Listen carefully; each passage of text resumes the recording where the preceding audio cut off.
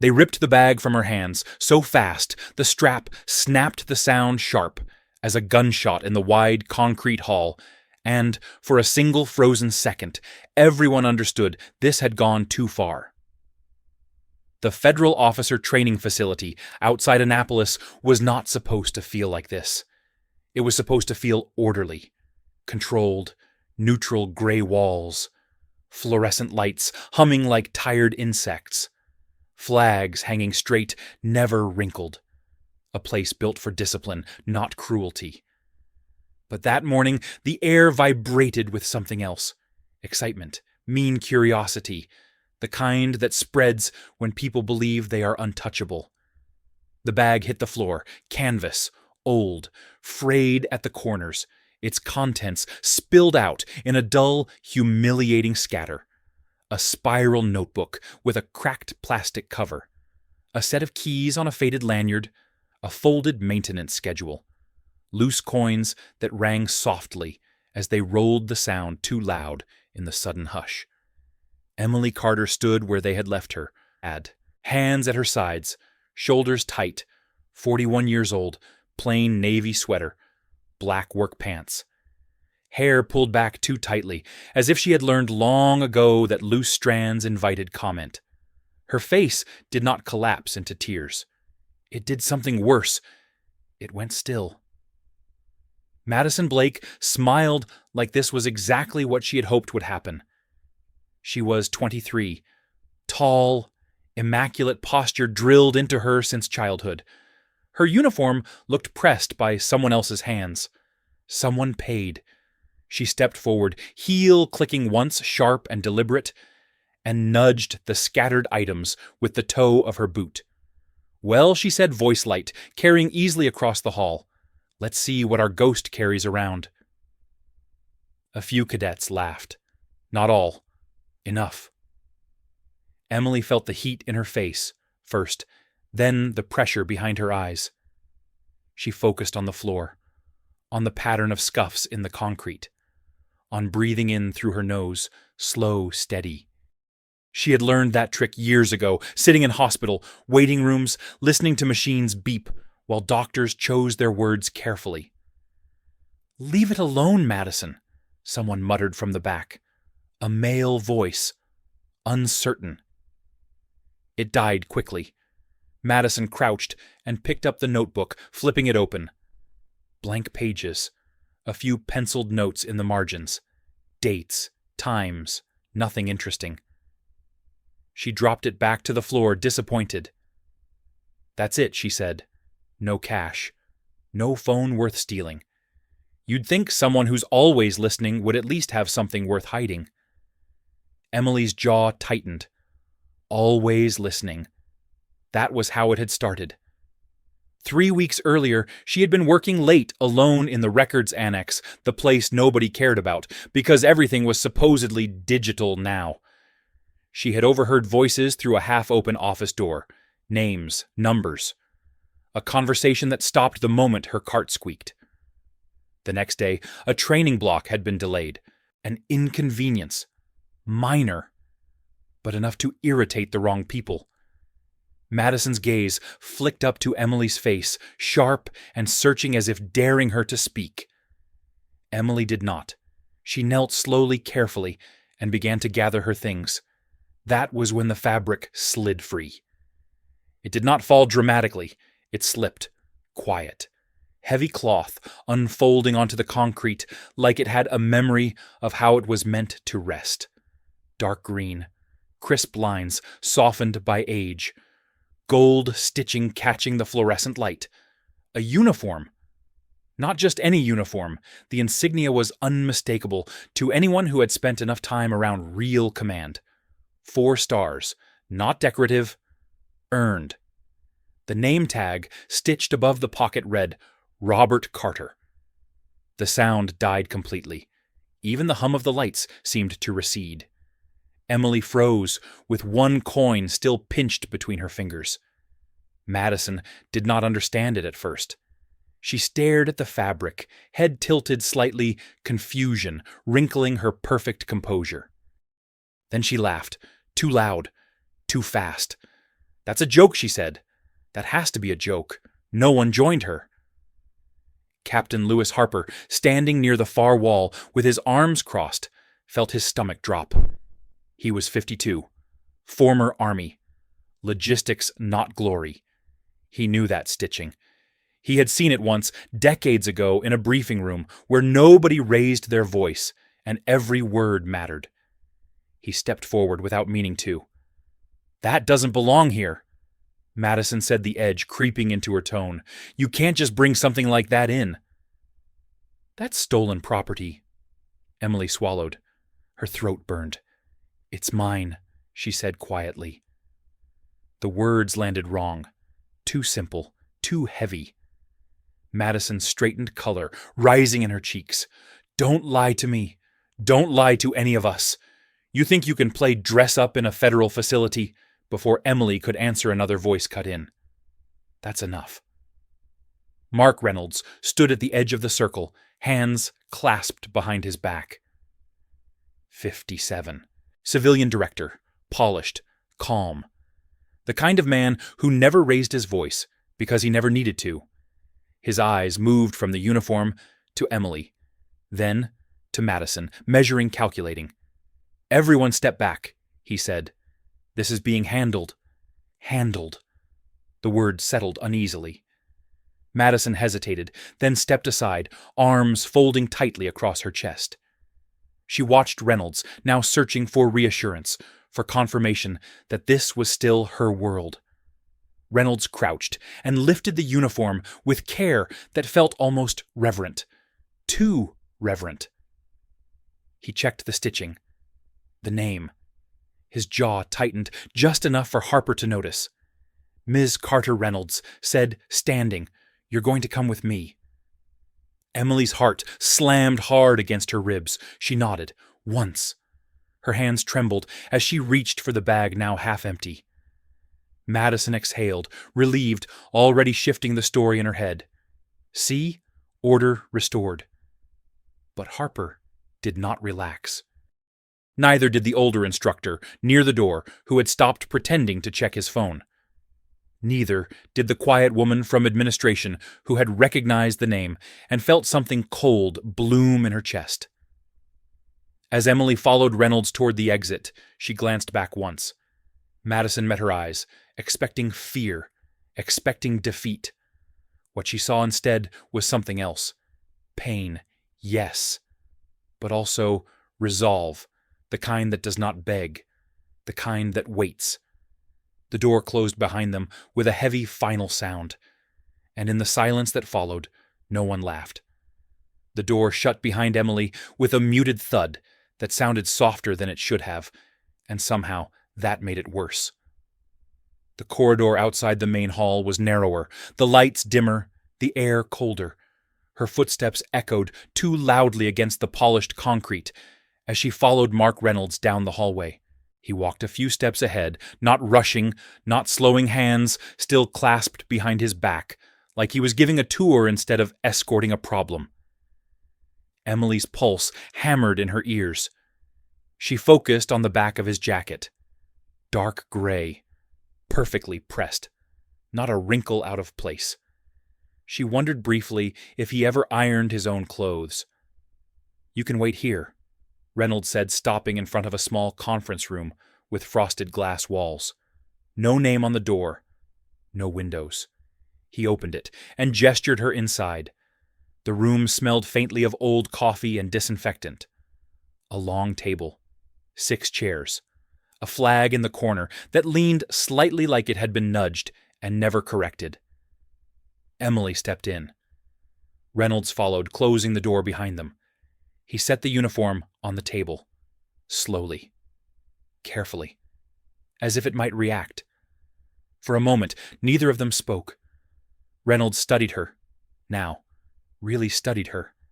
The tired lines around her eyes, the calluses on her hands. The way she stood straight, even when no one was watching.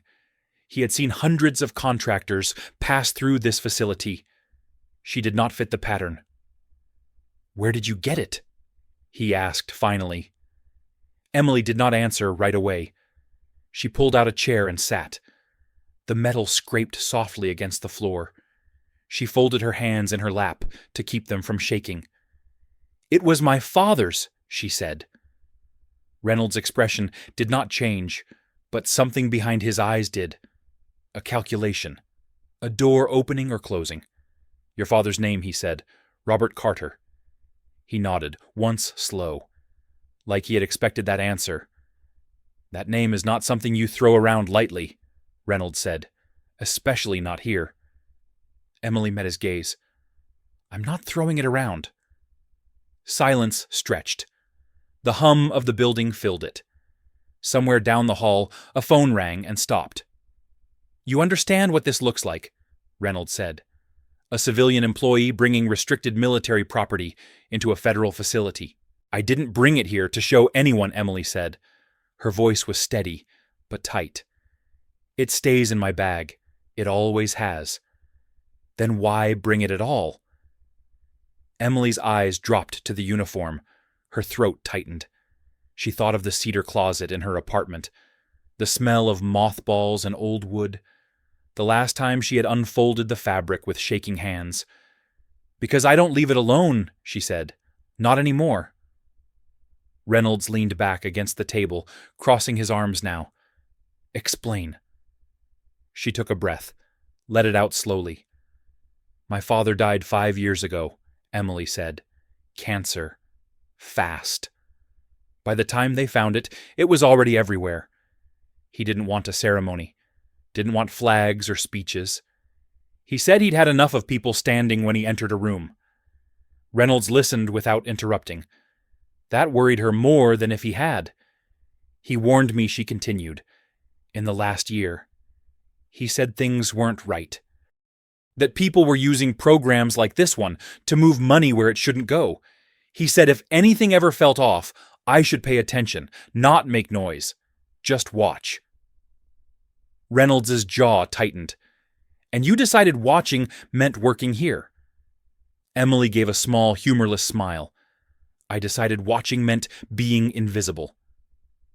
Outside the room, footsteps passed, voices, laughter distant and careless. Inside, the air felt heavier by the second. Reynolds looked at the uniform again. "Did he give this to you?" "Yes." "Did he tell you to bring it here?" "No." "Then why did you?" Emily hesitated. This was the part she had not said out loud to anyone, not even herself. "Because someone went through my bag," she said quietly. "At my apartment. 2 nights ago. Nothing was taken, just moved. Enough for me to notice." Reynolds' eyes flicked up sharply. "You reported it. I didn't know who to report it to." That was the truth, and they both knew it. Reynolds straightened. "You understand you're putting me in a position." "I understand," Emily said. "But I also understand you didn't call security. You didn't call the police. You brought me here." Another silence. This one felt different, charged. Reynolds exhaled slowly. "You're not in trouble," he said. "Not yet." The word "yet" landed hard. "There's going to be a review," he continued. "Quiet, internal. Until then, you're reassigned. No access to records, no late shifts." Emily nodded. "That's fine. It's not a favor," Reynolds said sharply. "It's containment." "I know." He picked up the uniform again, folded it with practiced hands. "This stays with me for now." Emily's chest tightened. "I'd like it back." "You'll get it," he said. "When this is resolved." Resolved. Another careful word. A knock sounded at the door. Light. Polite. Reynolds opened it just enough to speak with the person outside. Emily could not hear the words, but she saw the change in his posture, the slight stiffening of his shoulders. He closed the door and turned back to her. "That was Captain Harper," he said.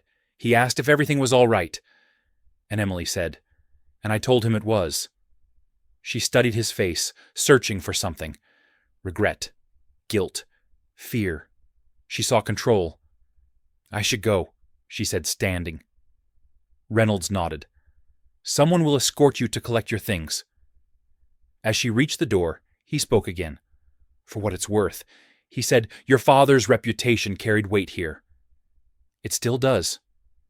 Emily paused, hand on the handle.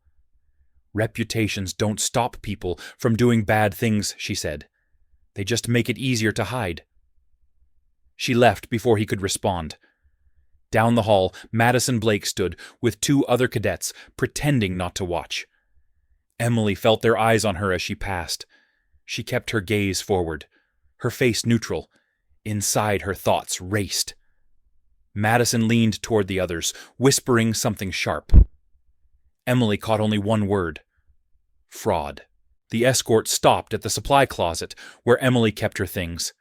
She gathered her jacket, her lunch container, the snapped strap of her bag. She held it for a moment, fingers tightening. As she walked toward the exit, Captain Harper stepped into her path. Miss Carter, he said quietly. She looked up at him. His face was serious now, not unkind, concerned. Be careful, he said. Emily met his eyes. I have been, she replied. Outside, the air was crisp. The parking lot stretched wide and empty, the facility looming behind her like a concrete witness. She stood there for a moment, breathing it in. Freedom, or something like it. She did not see the unmarked car across the lot, did not notice the man inside lowering his phone after sending a message with her name in it. By the time she started her engine, the first piece was already moving. Emily noticed the car the second day she stopped pretending not to look.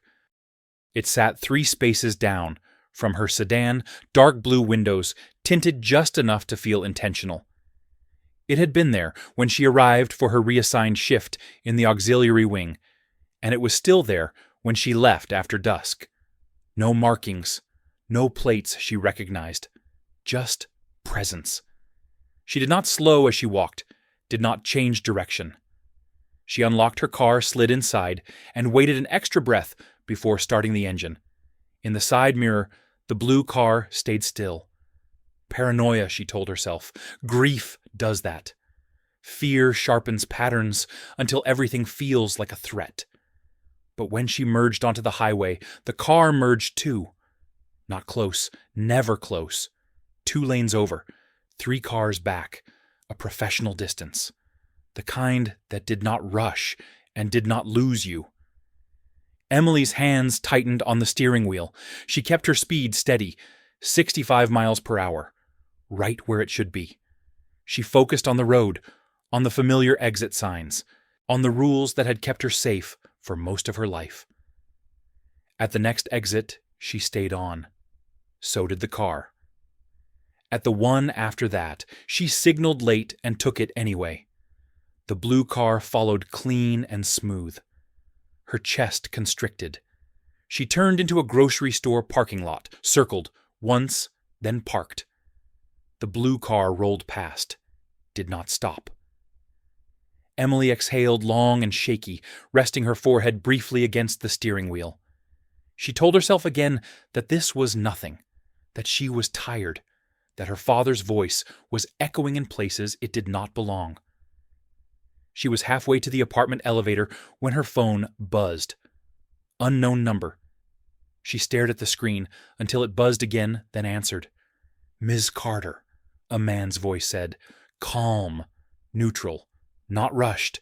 Yes, she replied. This is Special Agent Thomas Reed, Federal Bureau of Investigation. I'd like to speak with you. Her stomach dropped.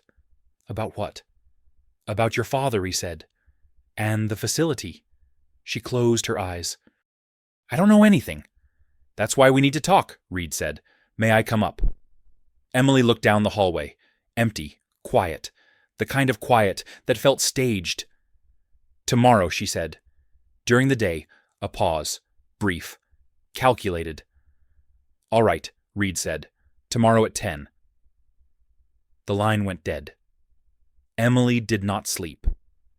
At 9:50 the next morning, a knock came at her door. Firm, controlled, 3 taps.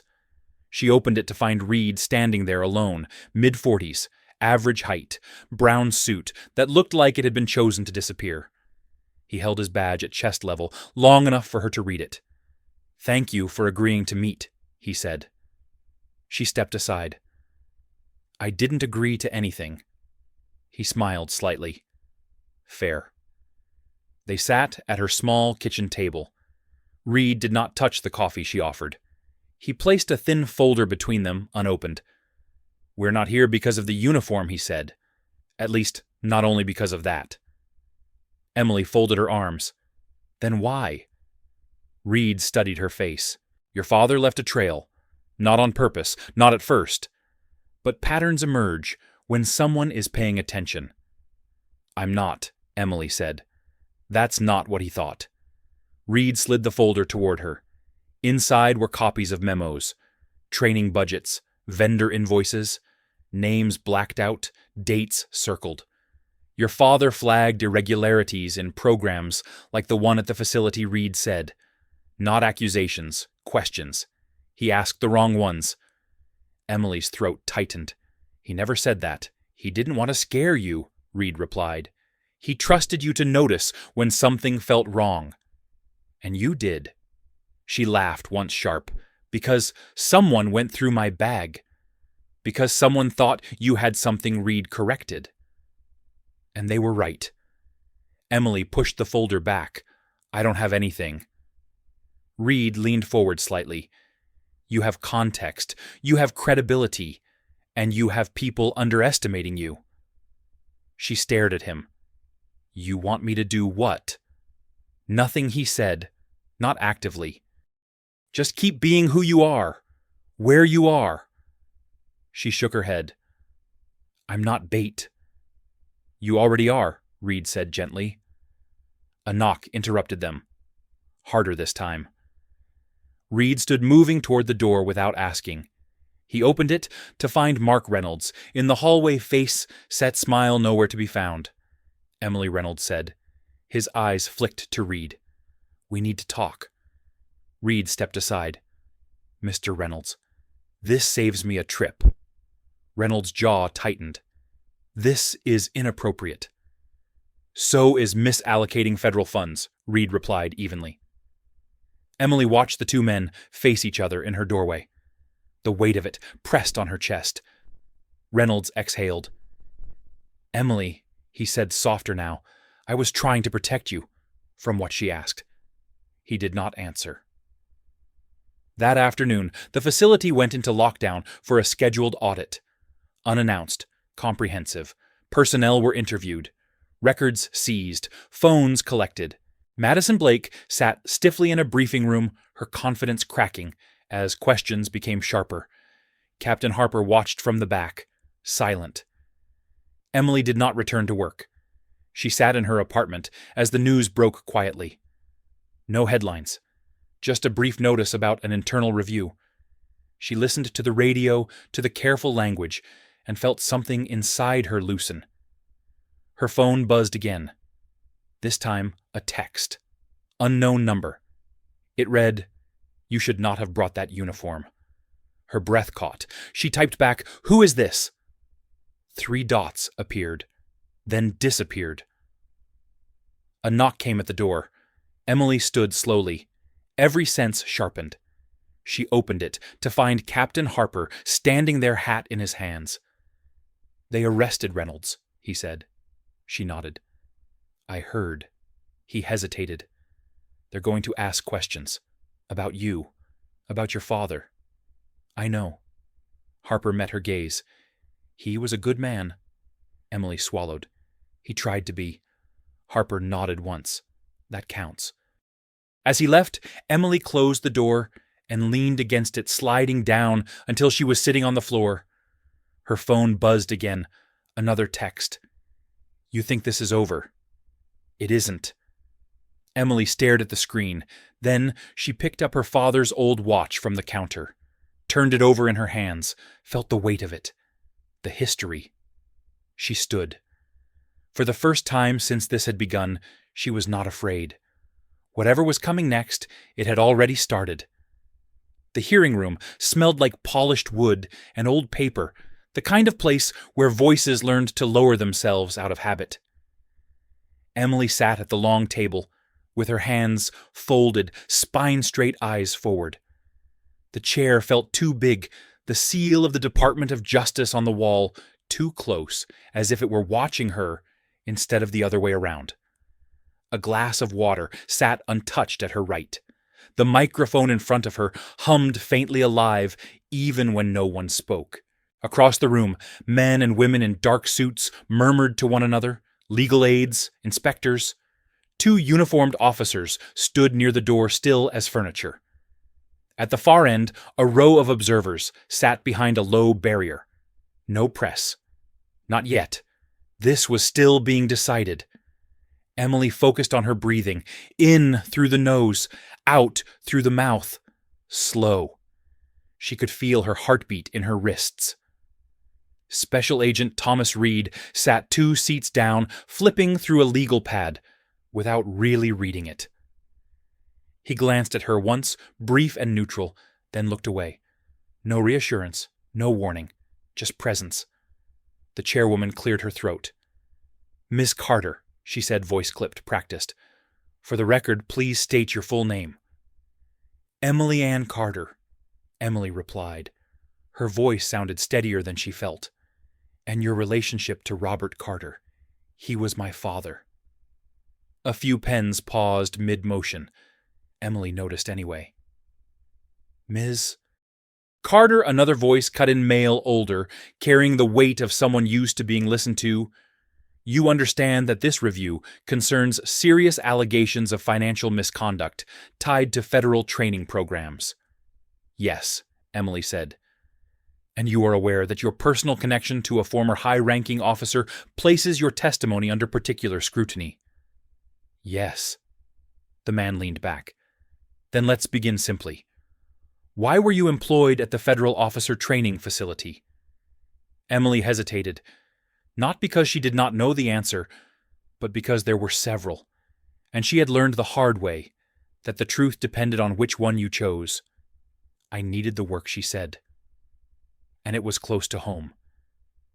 A murmur moved through the room. The chairwoman raised a hand for silence, and she prompted.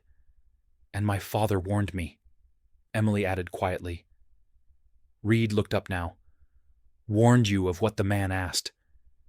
"That not all corruption announces itself," Emily said. "Sometimes it hides in paperwork, in budgets, in programs no one looks at closely because they're boring."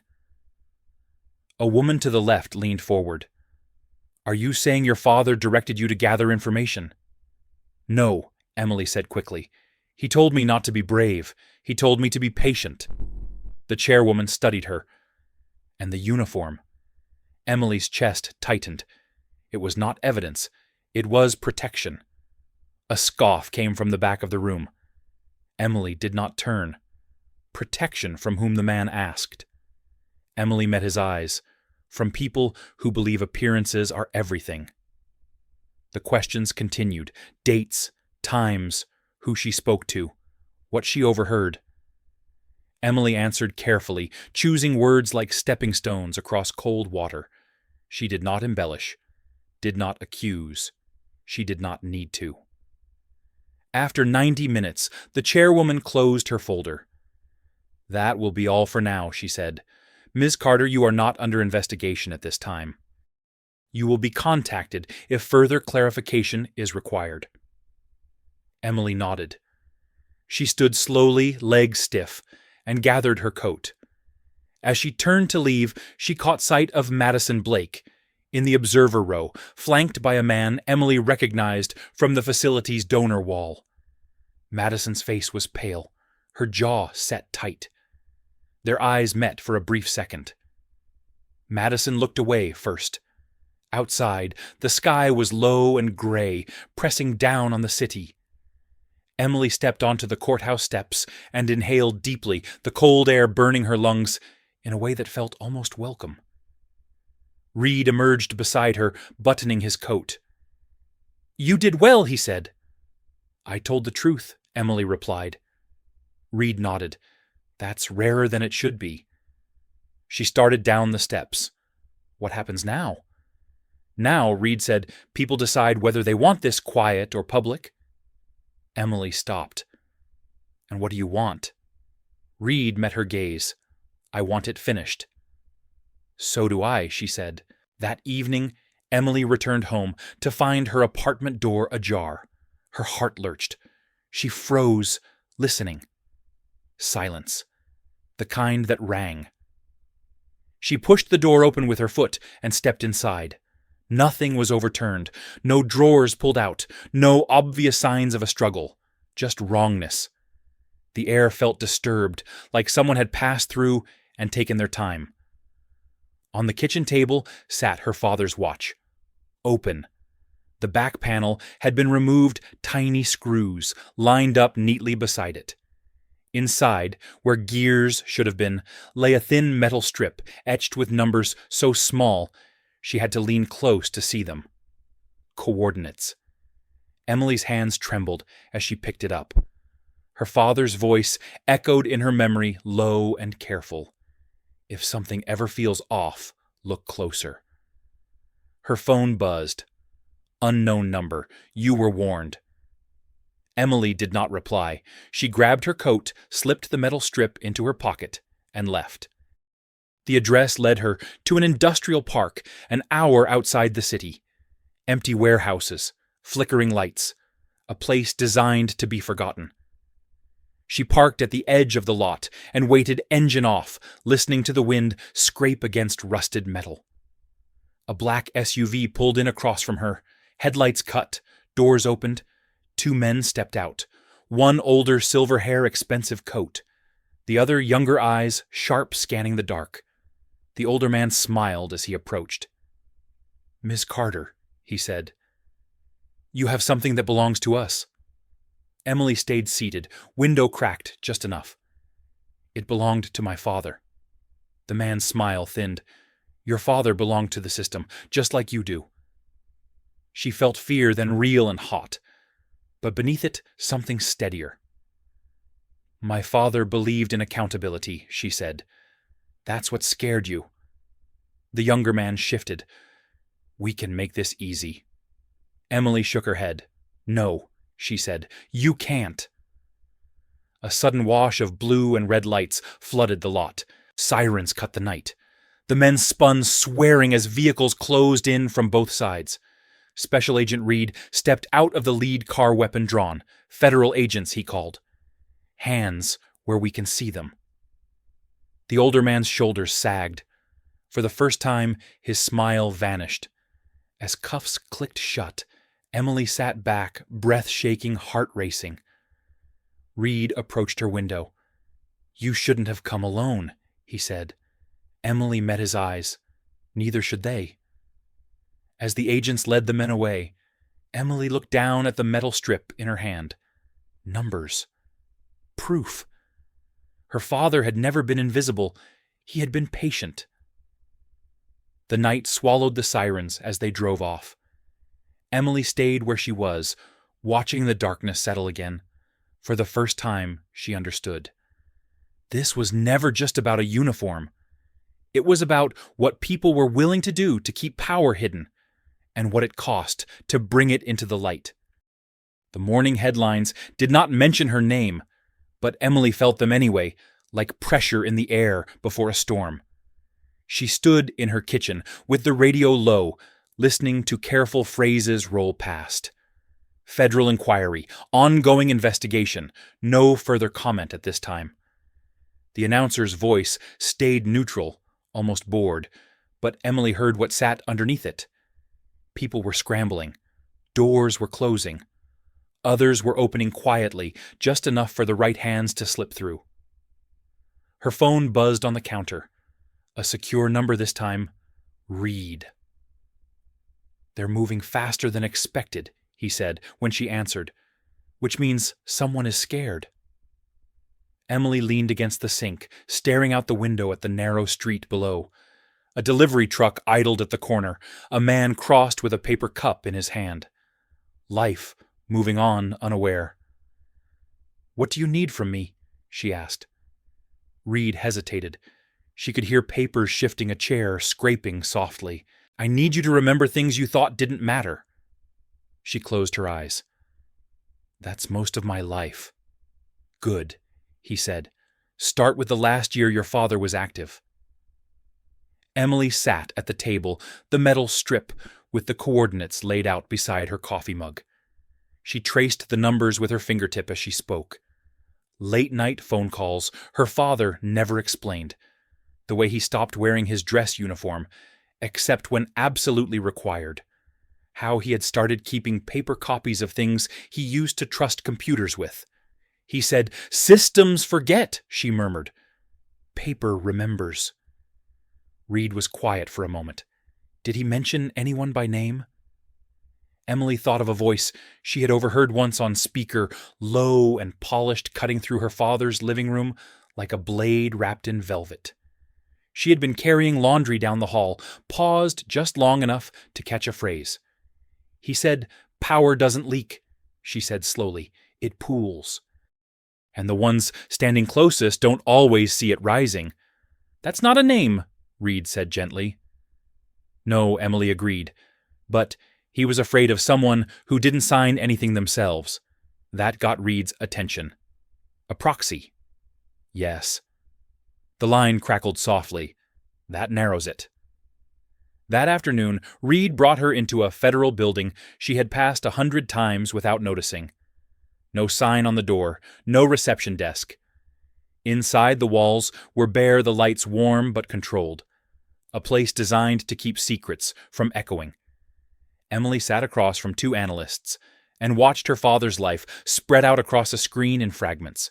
Travel logs, budget approvals, emails that ended just before they got interesting. Someone had erased him carefully, not to destroy his reputation, but to dull it, to make him forgettable. He knew this would happen, Emily said. Yes, one of the analysts replied, which means he prepared for it. They zoomed in on a set of coordinates, the same ones etched into the metal strip. A warehouse, decommissioned, listed under a shell company that no longer existed. We checked it, Reed said. It was cleaned out. Emily's shoulders sagged. Then it's over. Reed shook his head. No, it means whatever was there mattered enough to erase. That night, Emily dreamed of her father standing at the end of a long hallway, his back to her. When she called his name, he did not turn. He only raised one hand palm open, as if asking her to wait.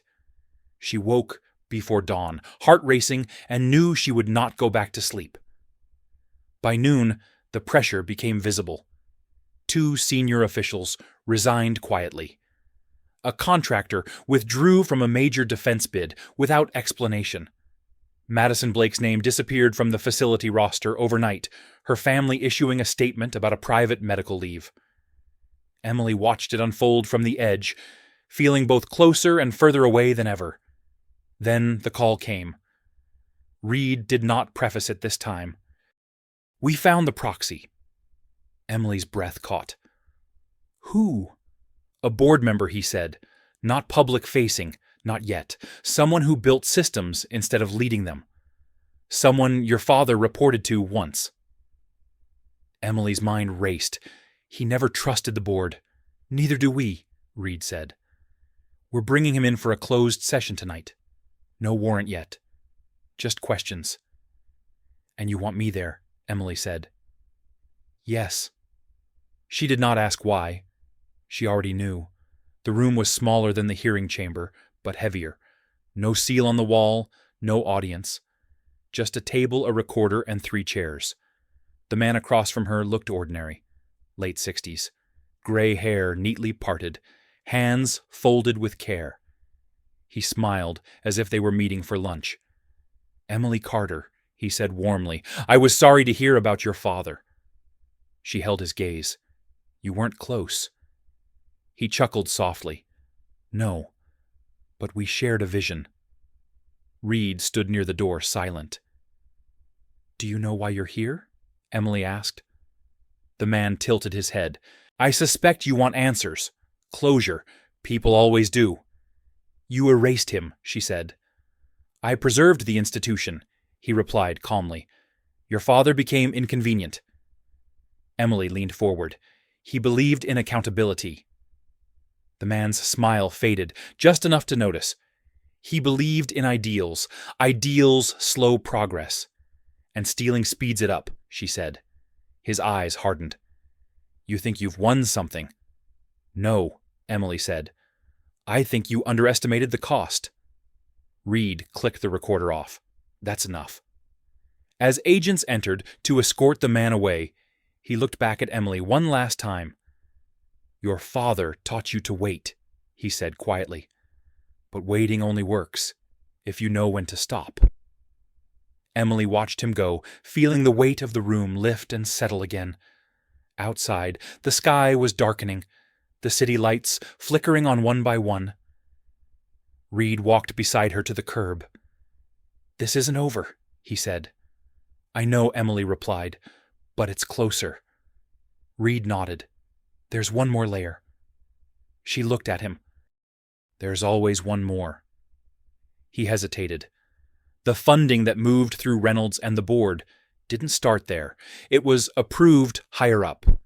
Corporate, private sector, someone who doesn't sit in rooms like that. Emily felt a chill. Someone with real power. Yes, Reed said. And that's where this stops being an investigation and starts becoming a reckoning. Emily stared out at the street, the passing cars, the glowing windows above them. Somewhere in that city, someone believed they were untouchable. She thought of the uniform, the watch, the quiet patience her father had lived by. Then let's finish it, she said. Reed watched her for a long moment. Then he nodded. Across town, in an office that overlooked the river, a man stood alone, jacket off sleeves rolled, watching the city through bulletproof glass. On his desk lay a tablet displaying live updates one after another, red indicators blooming like bruises. He did not smile. He reached for his phone and made a single call. It's time, he said. The city did not hear him, but it would. The man by the river did not raise his voice when he spoke, and that was how everyone in the room knew he was serious. The office was glass and steel, high above the water. The city stretched out below like a map of assets and liabilities. Screens lined one wall, each one streaming data in quiet motion. Contracts, approvals, timelines, faces that never appeared in public statements. He ended the call, set the phone face down, and finally allowed himself a breath. Contain it, he said. The others did not ask what he meant. They already knew. Across the city, Emily sat in the back of a government sedan, watching traffic slide past in streaks of white and red. Reed drove. Neither of them spoke. The silence was not awkward. It was preparatory. You understand, Reed said eventually, eyes forward. Once this goes public, there's no stepping back. Emily nodded. My father understood that too. Reed glanced at her. He tried to shield you. He taught me how to stand, she replied. They pulled into an underground garage beneath a nondescript building. No signage, no flags. Inside, security was tight, but invisible, the kind that let you pass only because it had already decided you belonged. The briefing room was full when they entered. Analysts, prosecutors, a pair of men in tailored suits who did not introduce themselves. On the wall, a single name glowed in clean white letters. The CEO. Emily felt it then. The shift. This was bigger than boards and budgets, bigger than the facility. This was the spine of it. A woman at the table spoke first. We traced the approvals. The funding flowed through subsidiaries, then contracts, then donations. Legal on paper, poison underneath. And him, Emily said softly. Yes, the woman replied. He signed off without signing. Reed leaned forward. We need motive that a jury can feel. Emily's mind moved back through years of dinners she half remembered. Her father's restraint, the way he stopped attending certain events. The night he came home early, sat at the kitchen table, and stared at his hands like they had betrayed him. He told me once, Emily said that the most dangerous people don't steal. They redesign the definition of ownership. The room went quiet. That's him, the woman said. He doesn't break laws. He outgrows them. A knock interrupted them. An aide stepped in, pale. Sir, she said to Reed, they've issued a cease and desist against 3 outlets, threatening defamation. The man by the river was moving. Emily felt the familiar tightening in her chest. He's trying to scare them quiet. Yes, Reed said, which means we don't have much time. The plan shifted. Fast. They would go public, but not with accusations, with documents, with context, with voices that could not be dismissed as political.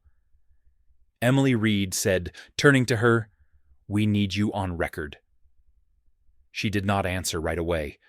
The room watched her waiting. What happens if I do? She asked. Reed did not soften it.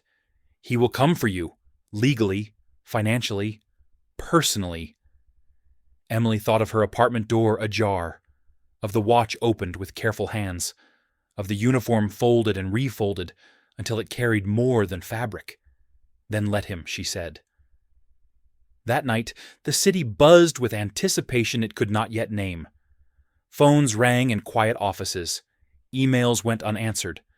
Somewhere, a legal team worked without sleep, drafting statements that would never be released. Emily sat alone in a small studio, a camera lens pointed at her face. No makeup, no script, just a chair and a glass of water. A producer's voice floated in from behind the lights. Whenever you're ready. Emily looked straight ahead. She saw her father in the glass of the lens, not as he had been at the end but earlier, standing in uniform eyes, steady, saying nothing because nothing needed to be said. I didn't plan to speak, Emily began. Her voice was calm. I planned to listen. That's what my father taught me, that listening is a form of respect. And sometimes it's a form of defense. She spoke of paperwork, of patience, of how corruption rarely announces itself. She did not name the CEO. She did not need to. The documents would do that. She spoke as a daughter, not an accuser. When power hides, she said it counts on our silence, on our belief that someone else will handle it. She paused, letting the words settle. My father believed accountability was not loud. It was persistent. He believed you don't fight systems by yelling at them. You outlast them. The camera kept rolling. In the office by the river, the CEO watched the feed on mute. He recognized the cadence, the restraint. This was not a smear. This was worse. It was credible. Prepare the response, he said. We deny everything. We question her motives. A lawyer hesitated. Sir, the documents are circumstantial, he snapped, and we control the narrative. But the narrative had already begun to slip. By morning, the story was everywhere. Not the kind that explodes, but the kind that seeps. A respected former general, a quiet daughter, a trail of approvals no one could explain away without admitting too much. The CEO's name trended not with outrage, but with questions, the kind investors hated. Emily watched from her apartment as the city woke to a different tension. Sirens, helicopters, news vans lining streets that had never mattered before. Reed called just after sunrise. He's requesting a private meeting. Emily closed her eyes. With you. With us, Reed corrected. He wants to see you. Why? Because you're the variable he didn't calculate. They met in a neutral space. No glass walls, no river view, just a table and 2 cups of untouched coffee. The CEO entered alone, older than his photos, the kind of age that came from choosing control over rest. He sat without asking. You could have had a very comfortable life, he said to Emily. You still can. Emily looked at him. At what cost? He smiled thinly. Everything costs something. She leaned forward. My father paid his. So did the people you used. The smile vanished. You think this ends with me? I think it ends when the truth stops being optional, Emily said. Outside, unseen warrants were being finalized. Boards were voting. Distances were being measured. The CEO stood. You've made powerful enemies. Emily stood too. I grew up with one. As he left, Reed exhaled. That went better than expected. Emily shook her head. No. It went exactly how it had to. That evening, as the sun dropped behind the city, Emily returned home and opened the cedar closet. She took out the uniform one last time, folded it, placed it back. She set the watch beside it, closed the door. For the first time in years, she felt the weight lift, not because it was over, but because it was finally moving forward without her having to push. Somewhere in the city, the man by the river packed his office into boxes, hands trembling for the first time, and the system, slow and massive, began to turn on one of its own. The city did not collapse when the warrants were signed, and that was the most unsettling part. Emily stood at her apartment window before dawn, watching the streetlights blink off one by one, as morning took over as if nothing extraordinary had happened. Cars still passed. A jogger still ran the same route. Somewhere a coffee shop opened its doors. Power, she was learning, rarely fell with noise. It leaked. It drained. It pretended nothing was wrong until the moment it couldn't anymore. Her phone buzzed. Reed. They're moving, he said, quietly. But it's real. Emily closed her eyes. Who else? 2 board members stepped down overnight. One's lawyered up, the other's talking. And him. Reed paused. He hasn't been charged. Not yet. But his accounts are frozen, and the board voted him out an hour ago. Emily exhaled slowly. Fired without ceremony. No cameras, no handcuffs. Just removal. For a man like him, that was the beginning of the end. Where does that leave us? She asked. It leaves you with choices, Reed said, and it leaves me with a press conference. Emily almost laughed. I don't envy you. I don't expect you to, he replied. By mid-morning, the story had found its shape. Not sensational, not clean. A slow, careful unraveling of financial structures that had been praised for years. Analysts on cable news spoke in cautious tones. Words like oversight and governance filled the air. No one used the word corruption yet. Not publicly. Not until it was safe. Emily left her apartment for the first time since the interview aired. She wore a simple coat, her father's watch on her wrist, nothing else to mark her. She walked 3 blocks before she noticed someone was following her. Not hiding. Not obvious. A woman this time. Early 40s. Athletic build. Neutral face. She kept her distance, matching Emily's pace without urgency. Emily turned a corner into a bookstore. She liked the kind that smelled of paper and dust. She moved slowly through the aisles. The woman entered. A minute later, pretended to browse eyes, never leaving her reflection in the glass. Emily approached the counter. You can stop, she said quietly. The woman stiffened, then sighed. You're observant. I had to be, Emily replied. The woman leaned closer, lowering her voice. You're not in danger, not today. I'm here to make sure no one gets to you before the afternoon. Emily studied her. Before what? Before the indictments, the woman said. Things get messy just before people lose everything. Emily nodded. Tell Reed I don't need a shadow. The woman smiled faintly. He said you'd say that. Outside, the city had shifted again. News vans clustered near federal buildings. Reporters stood in careful lines, waiting for statements that would not say what they wanted. Emily walked past them unnoticed. That felt like a victory. She took the long way home, letting the movement steady her thoughts. She passed a park where children climbed a jungle gym, their laughter sharp and bright. She thought of the generations her father had believed in. Not heirs, not legacies, just people who deserved systems that did not eat them alive. When she reached her apartment, a package waited by the door. No return address. Inside was a folder. Thick. Old. Her father's handwriting on the tab. She sat on the floor and opened it. Memos. Personal notes.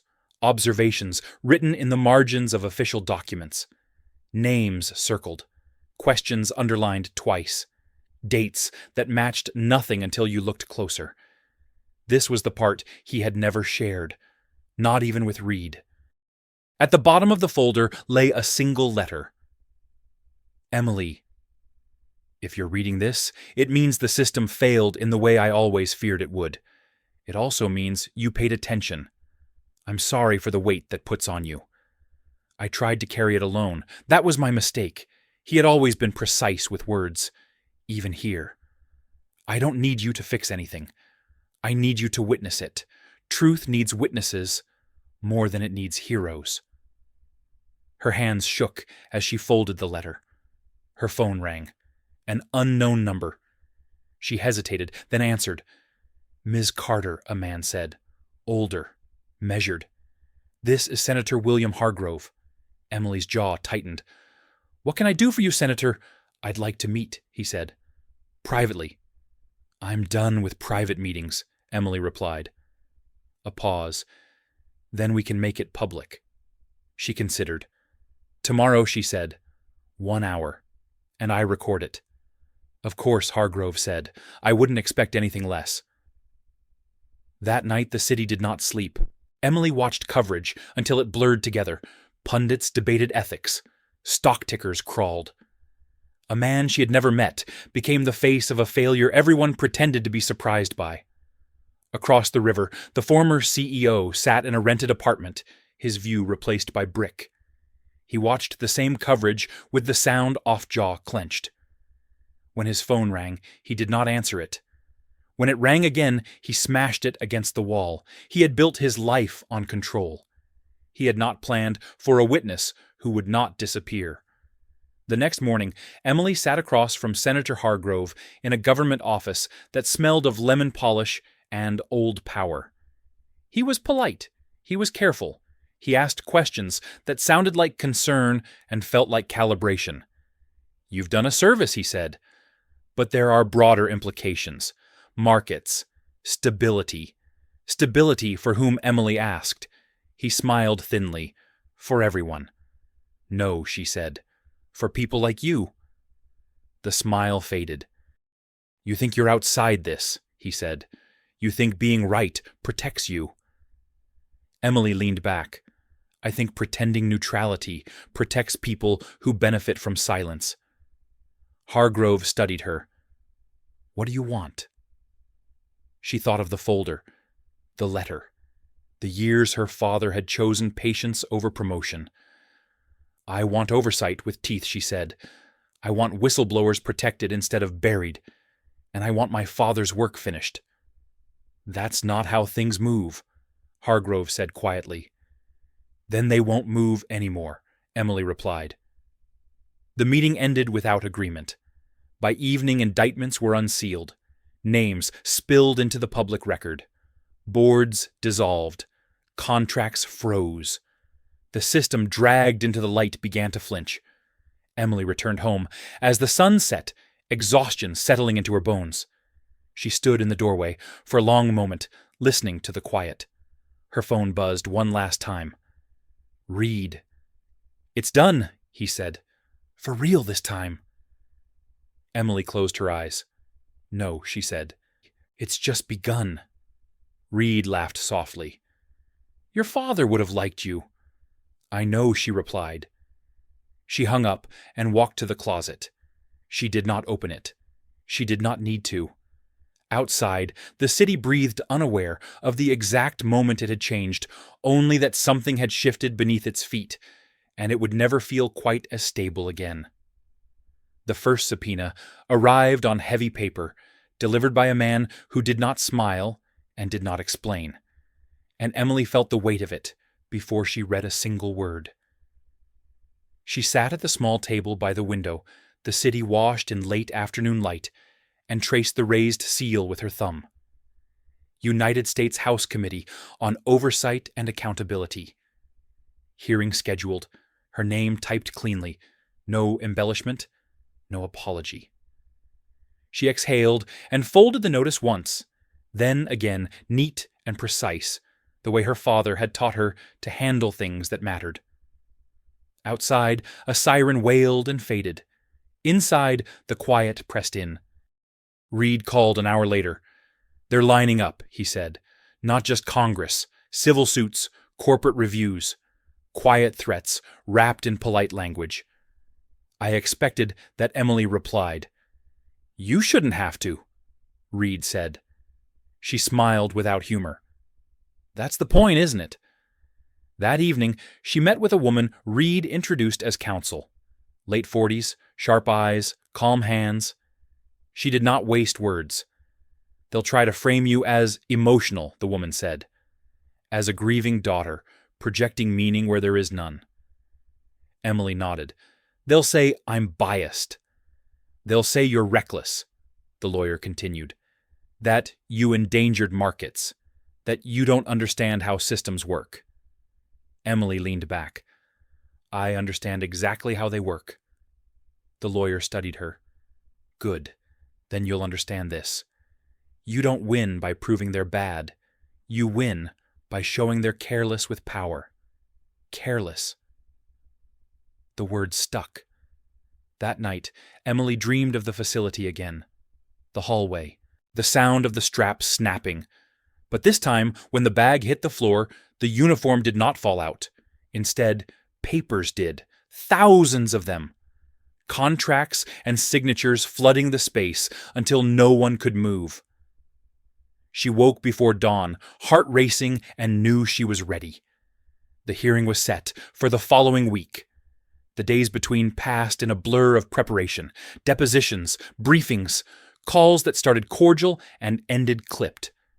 Emily spoke when necessary and listened when it mattered. She learned which voices softened when challenged and which hardened. On the third day, a package arrived at Reed's office addressed to her. Inside was a thin book. No note, no return address, just a title stamped in fading gold. Corporate Governance in Transitional Markets. Her father's handwriting marked several pages. Reed frowned. "That's not intimidation." "No," Emily said softly. "It's a reminder." She flipped to a marked passage, a line underlined twice. "Power resists exposure by reframing it as instability." "They're going to say, 'This hurts retirees,'" Reed said. Emily nodded. "And they'll be right." For a moment. The morning of the hearing rain fell in a steady, relentless sheet. Emily arrived early, escorted through back corridors that smelled of disinfectant and history. The chamber was larger than she expected.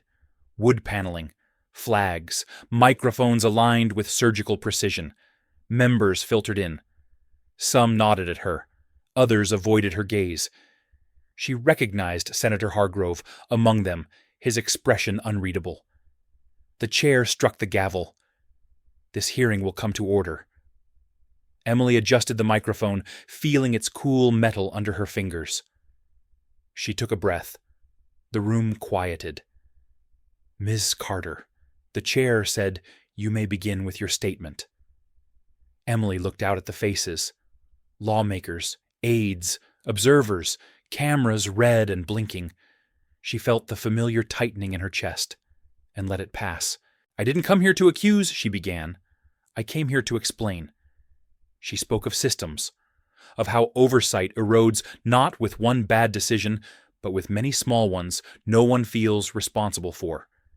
She spoke of her father's warnings without naming him as a hero. She spoke of patience and how it can be mistaken for permission. A representative leaned forward. "Ms. Carter, are you claiming corporate leadership knowingly facilitated misconduct?" "I'm saying they designed structures where accountability was optional," Emily replied. "And when accountability is optional, abuse is inevitable," another voice cut in.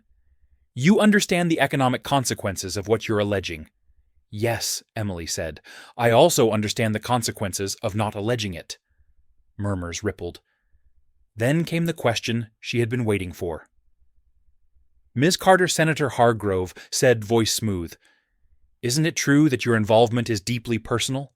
That this is about your father?" Emily met his gaze.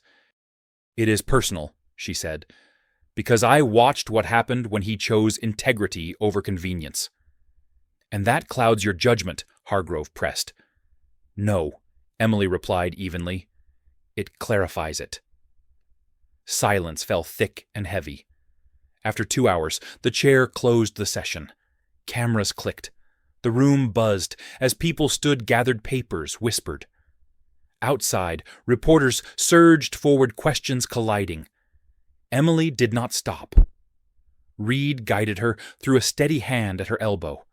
By evening, clips were everywhere, her words dissected, praised, condemned, the narrative fractured and reformed in real time. In a quiet office across the river, the former CEO watched the coverage with a glass of untouched water beside him. His phone lay on the desk, face-up notifications stacking like unread warnings. He did not reach for it. "They're circling," his attorney said, quietly. He nodded. "I know." "You could still settle," the attorney offered. The man looked out at the dark water. "Settlements are admissions dressed as mercy." "Then what?" "Then we remind them who writes the rules," he said. Back in her apartment, Emily sat on the floor back against the couch, exhaustion finally catching her. She scrolled through messages she did not answer. Praise from strangers, hate from others. A few quiet notes from people who had worked under her father, thanking her for finishing what he had started. One message stood out. Unknown number. "You did well. But you missed something." Her pulse quickened. She typed back. "What?" A moment passed. The approvals didn't start with him. Emily stared at the screen. The implications settled cold and heavy. Reed called almost immediately. "We just got new material," he said. "It changes the timeline," earlier Emily said. "Yes," Reed replied. "Much earlier." She closed her eyes. The system was deeper than they had thought, older, rooted. "Then the reveal isn't over," she said. "No," Reed agreed. "It's just getting to the part they can't contain." Emily stood and walked to the window. The rain had stopped. The city glistened lights, reflecting off wet pavement, like 1,000 small truths breaking through. She did not feel victorious. She felt ready. Whatever came next, she would meet it the same way she always had, quietly, steadily, with her eyes open. The timeline broke apart the moment Emily saw the first date highlighted in red. She sat in a windowless briefing room, with Reed and 2 analysts, the walls humming softly with hidden servers, the air too cold. On the screen in front of them, documents scrolled past in silent succession. Approvals, transfers, structural changes buried under technical language. All of it older than Reynolds. Older than the board members who had already resigned. Older than the CEO who thought he had been the architect. "This predates your father's last command," one analyst said, voice tight. "By years." Emily leaned forward, elbows on the table. "Then who signed off?" The analyst hesitated. Reed noticed. "Emily noticed. Say it," Emily said. The analyst swallowed. "A Federal Oversight Subcommittee. Joint, civilian and military liaisons. Names that don't usually make headlines." Emily felt the room tilt slightly. "You're telling me this was blessed?" "Yes," Reed said quietly. "At the beginning." Silence settled heavy and suffocating. This was the layer no one liked to touch. Not corruption in shadows, but compromise in daylight. Deals made to keep programs funded districts, satisfied careers intact. Not villains. Professionals. "My father knew," Emily said. "It was not a question." Reed nodded. He tried to pull it back inside the lines. That's when he became inconvenient. Emily closed her eyes. She saw him at the kitchen table, again sleeves rolled up, reading reports she did not understand at the time. She remembered the moment she had asked why he looked so tired, and how he had smiled, and said some battles are fought with patience, not noise. He wasn't trying to burn it down, she said. He was trying to correct it. And that's why he failed. One analyst said softly, "Systems don't forgive correction. They forgive silence." The screen changed. A new document appeared. Classified markings, redactions, one name partially visible through a formatting error. Emily stared at it. That's Hargrove. Reed's jaw tightened, indirectly. Advisory role, early funding cycle. Emily felt a slow, controlled anger rise in her chest. Not hot, not explosive, focused. So, the hearing was theater. Not entirely, Reed said. But some of the people asking questions helped build the stage. Emily leaned back, exhaling through her nose. They'll never indict him. Probably not, Reed agreed. But that doesn't mean he's untouchable. That afternoon, Emily walked alone along the river, the same stretch she had crossed 1,000 times, without ever looking closely. The water moved steadily indifferent. She watched reflections break and reform with each ripple, and thought of how truth behaved the same way. You could disturb it, but it always came back together. Her phone buzzed, a message from her lawyer. "We need to talk, now." They met in a quiet cafe 2 blocks from the Capitol. No cameras, no aides, just chipped mugs, and the low murmur of other conversations. The lawyer did not waste time. "You're at a crossroads," she said. "You can keep cooperating, keep letting this move at its own pace, or you can force a reckoning." Emily stirred her coffee, though she had no intention of drinking it. "What does that cost?" "Everything," the lawyer replied honestly. "Your privacy, your safety, your future employment. You won't be able to step back into a quiet life." Emily smiled faintly. "That door closed a while ago." The lawyer watched her carefully. "If you go forward, they will try to discredit you. Not legally, personally. They'll question your mental health, your motivations, your father." "They already are," Emily said. "Yes," the lawyer agreed, "but this will be louder." Emily thought of the letter in her apartment, of the words, "Truth needs witnesses more than heroes." "What do you need?" Emily asked. The lawyer slid a small recorder across the table, a statement, on record, connecting the early approvals to what followed. Not as an accusation, as an explanation. Emily picked up the recorder. It felt heavier than it looked. That night, she sat alone in her living room, lights off, city glow spilling in through the windows. She pressed record and spoke not to the machine, but to the idea of the future. She spoke of how oversight committees worked, of how compromise crept in, disguised as pragmatism, of how people convinced themselves they were preventing chaos by allowing small wrongs to continue. She did not raise her voice. She did not dramatize. She explained. When she finished, she sat in silence for a long time before turning the recorder off. The next morning, Senator Hargrove held a press availability. Emily watched it live, arms crossed, pulse steady. He spoke of responsibility, of economic stability, of bad actors operating without oversight. He never mentioned her by name, but when a reporter asked about his early involvement, his eyes flicked away for a fraction of a second. Emily caught it. By afternoon, the statement was out. Not blasted. Released carefully through channels that valued documentation over spectacle. Analysts picked it up. Journalists with long memories started pulling old records. Patterns emerged. The system resisted as it always did. Op-eds appeared, warning of overreach. Anonymous sources questioned Emily's credibility. A former colleague of her father's suggested he had been paranoid near the end.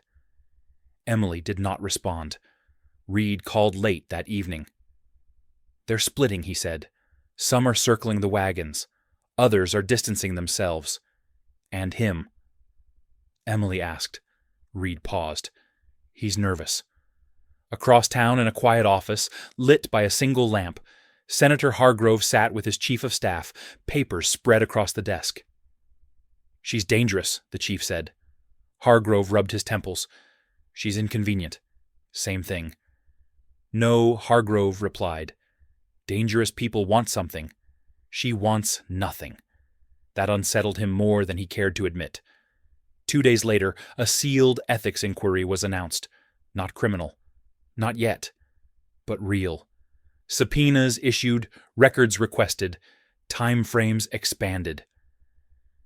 Emily stood in her apartment doorway that evening, listening to the distant sounds of the city. She felt tired, worn, but underneath it a strange calm, the kind that comes when you stop hoping for a specific outcome and commit instead to a direction. Her phone buzzed one last time that night. Reed. They're asking for you again, he said. Closed session. When Emily asked, Tomorrow. She nodded, though he could not see her. I'll be there. After the call, Emily walked to the closet and opened it. She took out the uniform and unfolded it one final time, smoothing the fabric with careful hands. She did not cry. She did not smile. I'm still here, she said softly, to no one and to everything. Outside, thunder rolled in the distance, low and patient, as if the sky itself were gathering breath. The reckoning was no longer theoretical. It was scheduled. The closed session did not feel closed at all, not with the weight of history pressing against the walls, and the quiet certainty that nothing said inside would stay there for long. Emily sat alone at the table this time. No Reed beside her, no counsel whispering reminders. Just a glass of water, a microphone, and a semicircle of people who had spent their lives deciding what truth could safely look like. The room was smaller than the public chamber, lower ceiling, softer lights designed to make confrontation feel administrative instead of morale. The chair nodded once. Miss Carter, you may proceed. Emily did not stand. She did not need to. She placed her hands flat on the table, felt the cool surface ground her, and began. I was told this investigation was about misconduct, she said. But it's not. It's about permission. A few heads lifted. For decades, programs were approved not because they were clean, but because they were convenient. Oversight was reduced to a formality. Accountability was treated as optional, not by criminals hiding in the dark, but by professionals sitting in rooms like this one. She paused, letting the words settle. She could feel the tension, the subtle shift, as people recognized themselves in what she described. My father believed systems could be corrected from within. He believed patience was enough. He was wrong. Not because he lacked integrity, but because integrity alone cannot compete with silence that benefits power. Someone cleared their throat. Emily continued, I'm not here to accuse individuals. I'm here to describe a structure that rewards looking away. A structure that survives because everyone assumes someone else will be responsible. The chair leaned forward.